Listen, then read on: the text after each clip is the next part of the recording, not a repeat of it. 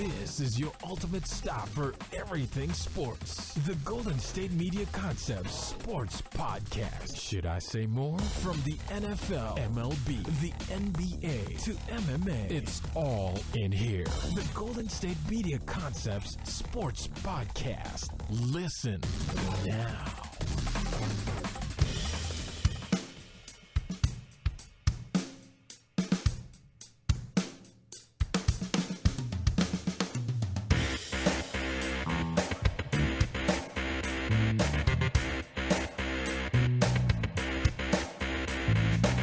Hello, and thank you for tuning in to the Golden State Media Concepts Sports Podcast, where we talk the latest and greatest news in the world of sports. As always, I'm Alex.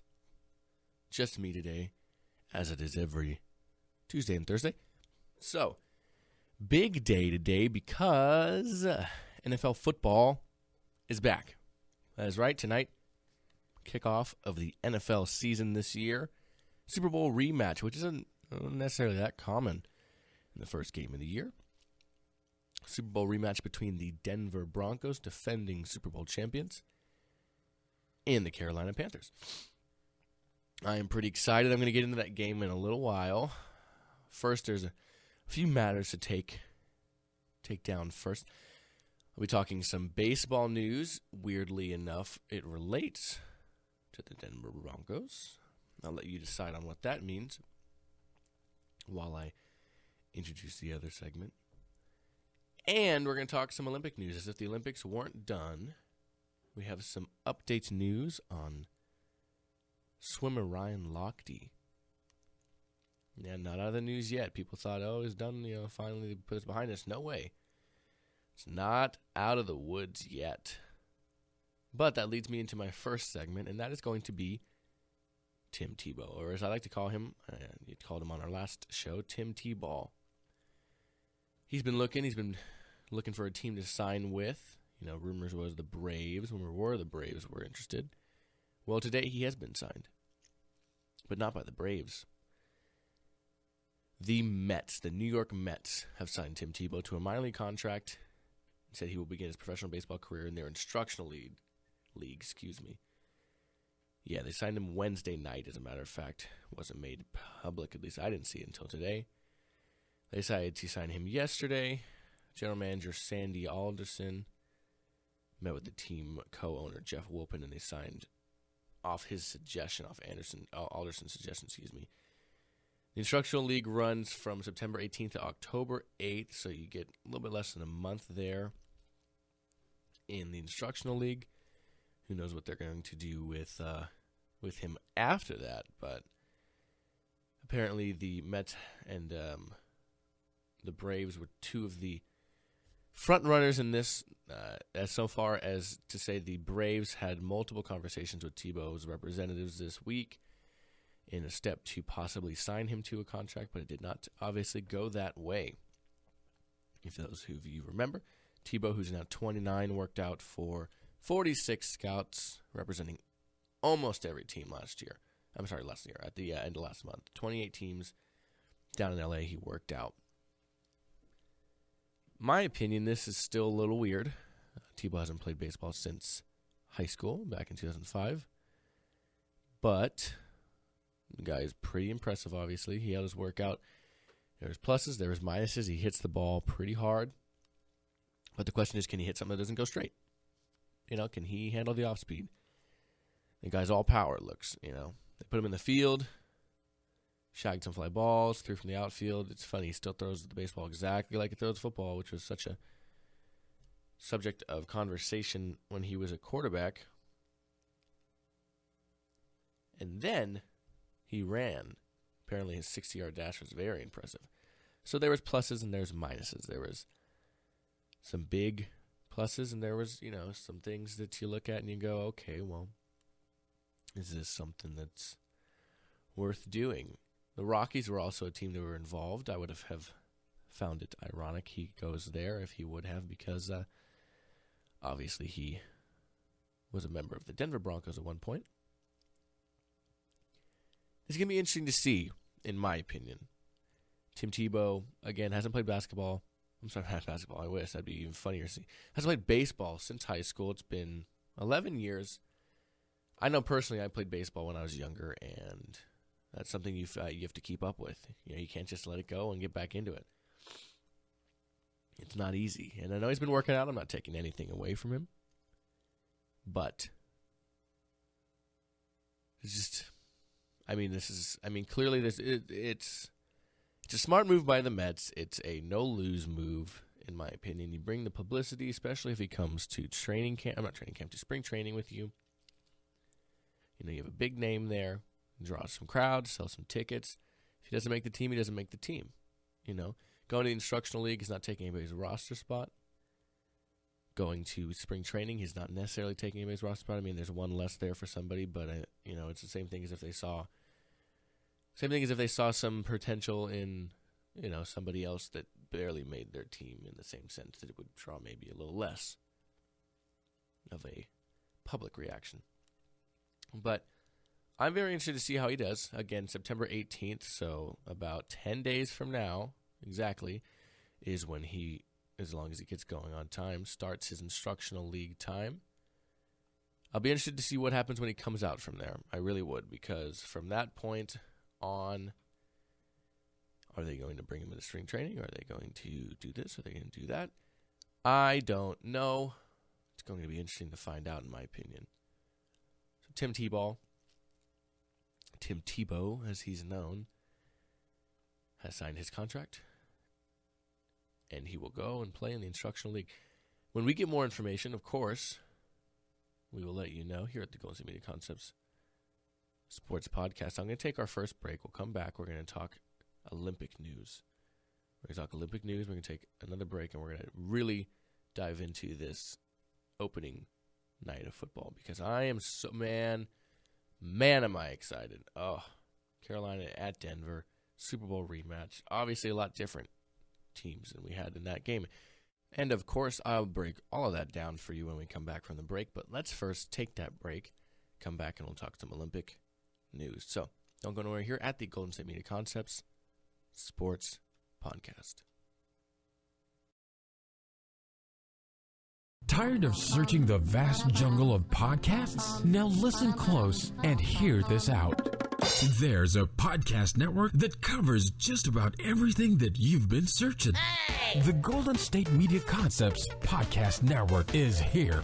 Nothing less than a podcast bliss with endless hours of podcast coverage. From news, sports, music, fashion, cooking, entertainment, fantasy, football, and so much more. So stop lurking around and go straight out to the Golden State Media Concepts Podcast Network. Guaranteed to fill that podcast itch. Whatever it may be. Visit us at www.gsmcpodcast.com. Follow us on Facebook and Twitter, and download us on iTunes, SoundCloud, and Google Play.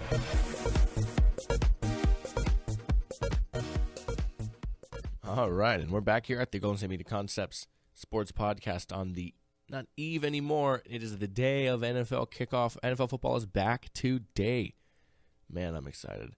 Before we get into that, let's talk some Olympic news.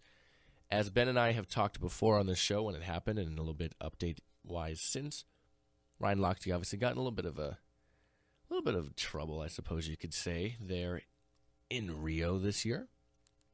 Well, reportedly, he will serve a 10-month suspension handed down to him by the United States Olympic Committee and USA Swimming for his involvement in the highly publicized late-night incident at the gas station, and all of that going on at the Olympic Games this year.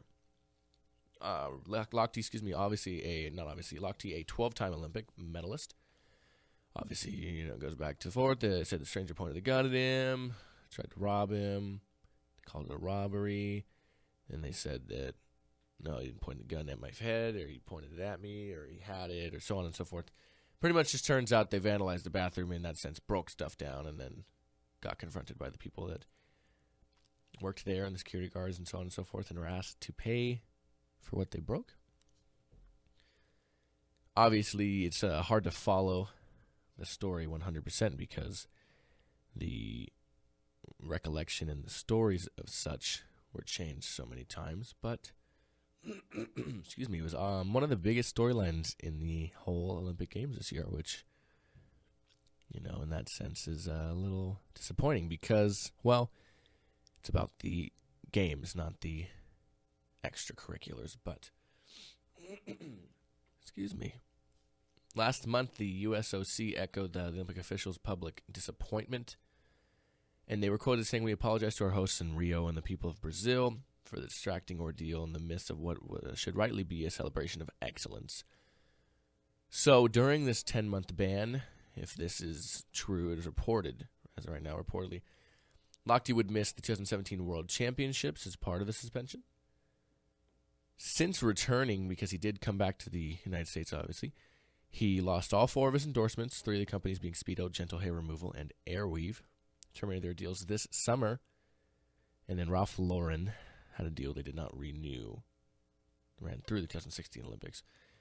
But if you guys are already having Lochte withdrawals, he will be appearing on this season of Dancing with the Stars.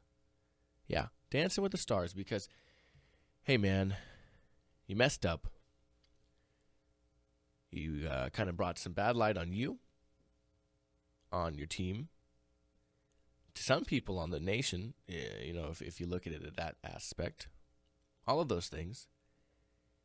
Maybe you should just hang low for a little while, Maybe keep your head out of keep your name out of the tabloids. Keep your head low. Maybe just hang out.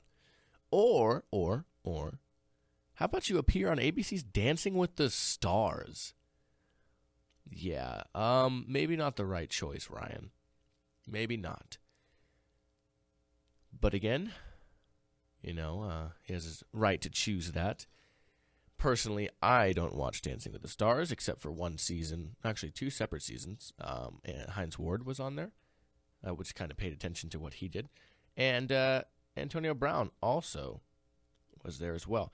So, of course, I was paying attention to that. Gotta watch my former boys, being a Steeler fan.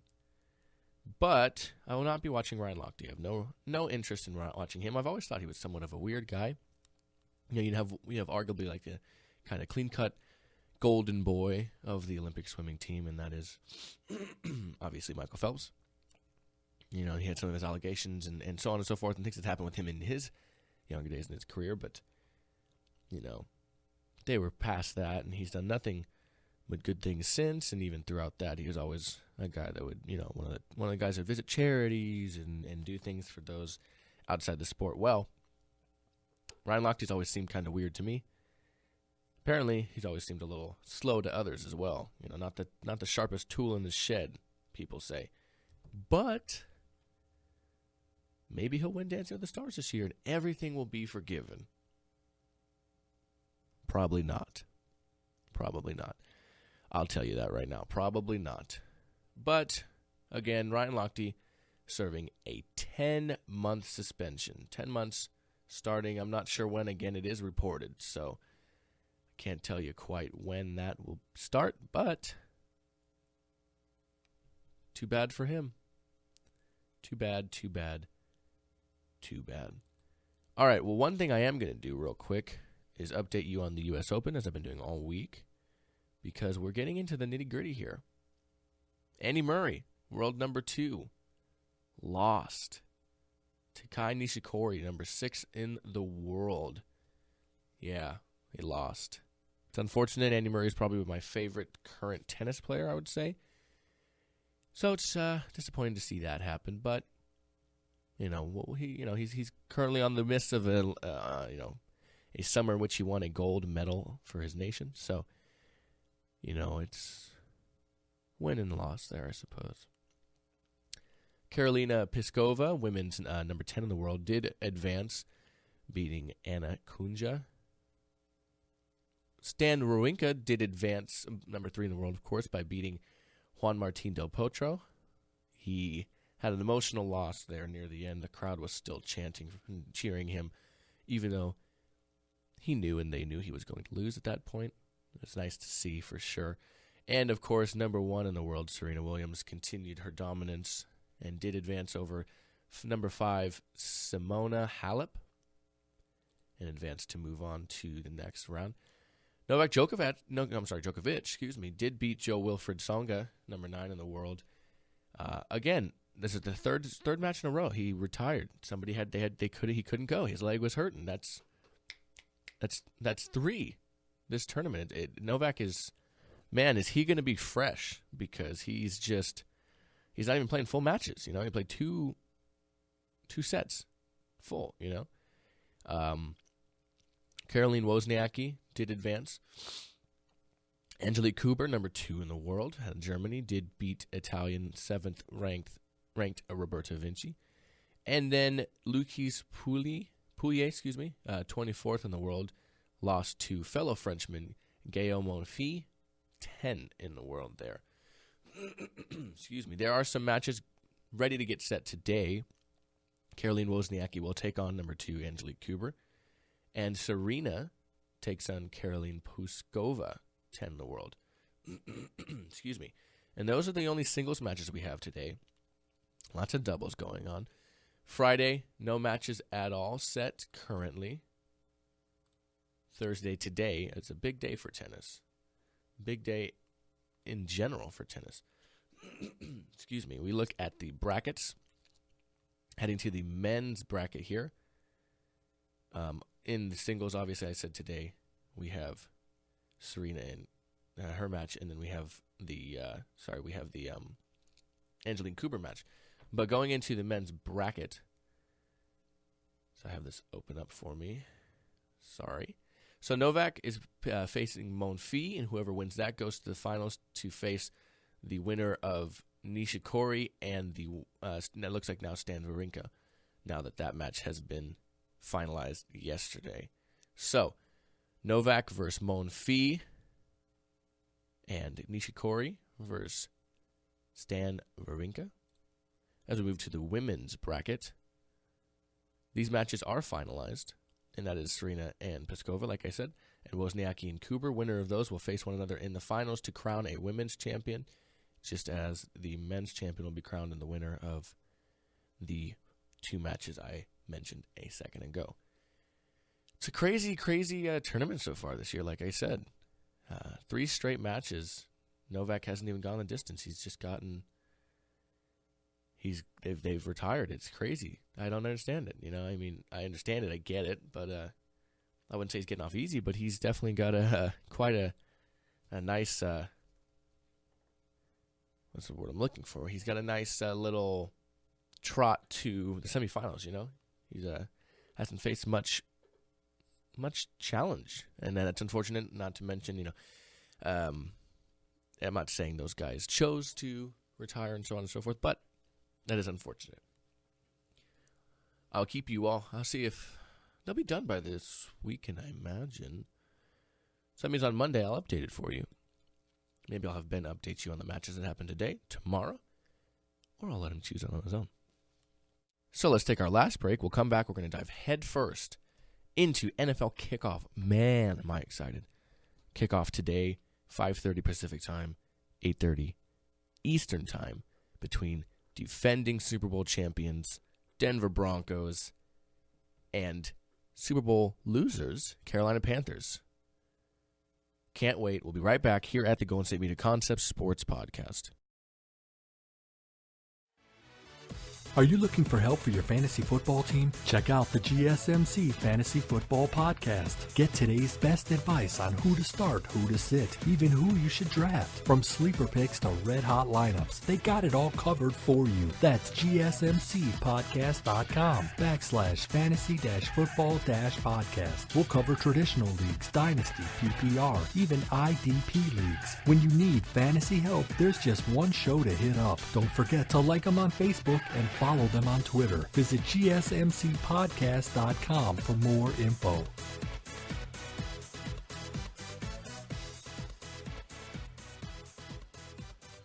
Man, when you're heading into a football game, that music, that is just the key right there. Man, that pumps me up. All right, man, here we go. We're looking at week 1 of the NFL regular season. It is finally here, roughly, It's not finally here. I still got some hours to wait, but maybe 9, but, it's okay. I can handle it. We have the defending Super Bowl champion Denver Broncos, completely revamped in a sense. Denver Broncos facing Carolina Panthers team that just looked like it got better. Not worse, not looks like it got better. On the offensive side of the ball, on the defensive side of the ball. So one of the best front sevens in the game. So let's look at this matchup. So what's biggest here is, well, hey, you still got the Denver Broncos. You still have that killer defense. You still have that offensive receiving core. There's a lot to love about this team. But Peyton Manning's gone. So is Brock Osweiler. Trevor Siemian, starting quarterback. Former 7th-round pick, obviously entered the year as who knows what's going to happen. Is it going to be you? Is it going to be Mark Sanchez? Hey, is it going to be Paxton Lynch? Well, Siemian won the job. As I told Ben and predicted, no big deal, earlier this offseason, I saw Siemian winning the job purely based on the fact that he was there last year. He knows the offense best out of the 3 of them. He's the safest bet. He makes less mistakes than Sanchez, which isn't a knock on Sanchez in the sense of not being able to get the job done. But, we saw in the preseason that Trevor, he didn't get as much time and so on and so forth at points. But he didn't put the ball in danger the same way. That's a big thing when you can move the ball, not turn it over. And you have the defense the Broncos have, you win some games, man. You win some games. I'll tell you that. And we saw that last year. They had probably one of the worst quarterback situations in the way injuries happened and you're starting, I'm starting, and how it went down last year, unfortunately, for the 2 of them. And they still took it and ran to the Super Bowl. So I'm really interested to see how Siemian fares against this front 7 of the Carolina Panthers. One of the best, if not the best, front 7s in football, in my opinion.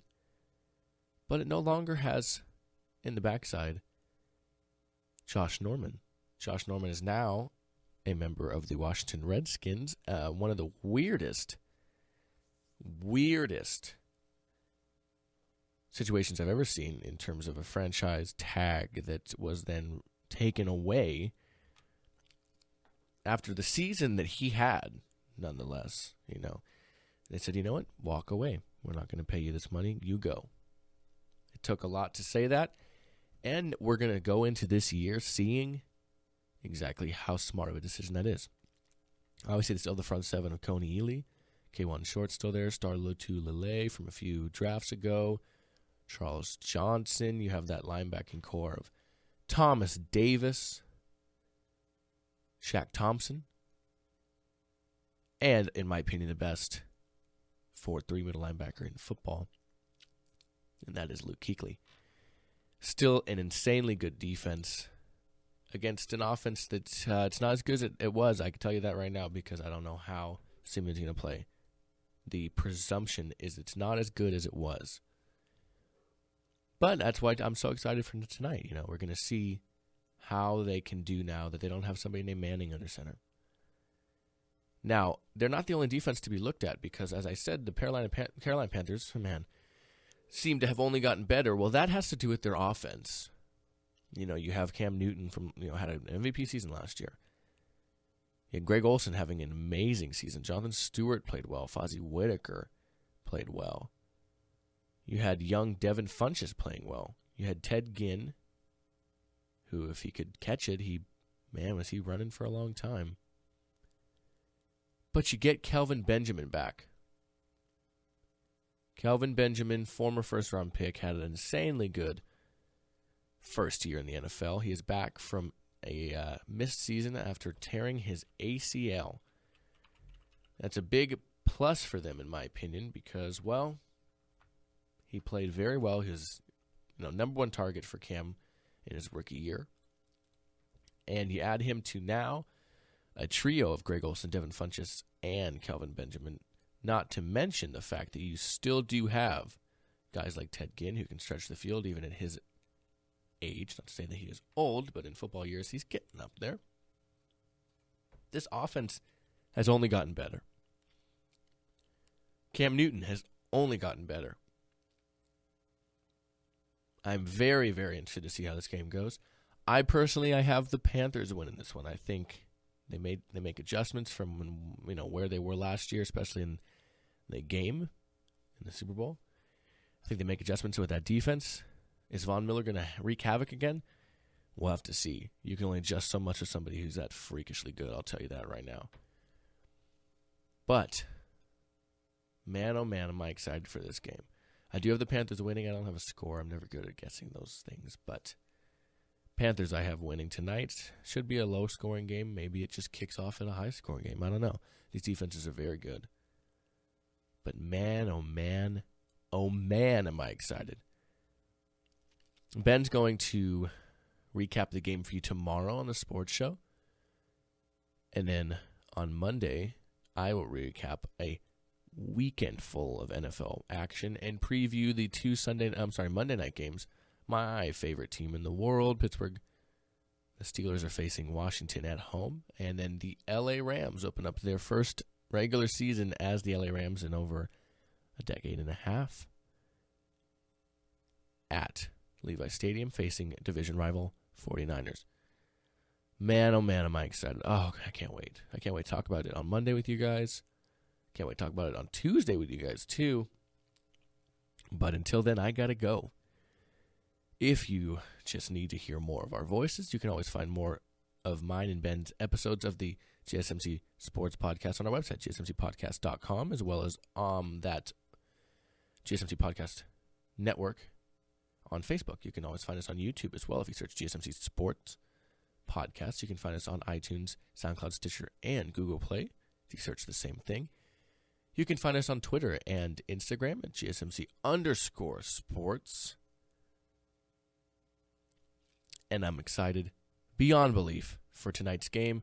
Man, we're back in business. Oh, I can't wait. So for Ben, who will be back tomorrow, as always, I am Alex. I'd like to thank you guys for listening. I'll be back on Monday. You guys enjoy a great week starting today, a great weekend of NFL football, and I will be back on Monday to bathe in the glory that is regular season football. Thanks for listening, guys. I'll see you later.